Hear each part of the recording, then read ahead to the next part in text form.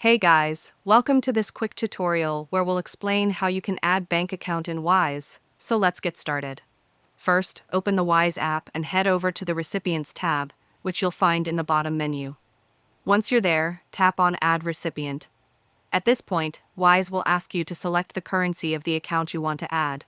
Go ahead and pick the one you need. For example, I'm choosing USD for this demonstration. After selecting the currency, tap on Enter Bank Details. Now, Wise will ask who the account belongs to. You'll see three options: yourself, someone else, or a business or organization. In my case, I'll select myself. The next step is to enter your information. Type in your full legal name, your routing number, account number, and then provide your account type, whether it's checking or saving. Double-check the details to make sure everything is accurate, and once you're ready, click on Confirm. And that's it. Your bank account has now been successfully added to Wise, and you can use it for future transfers.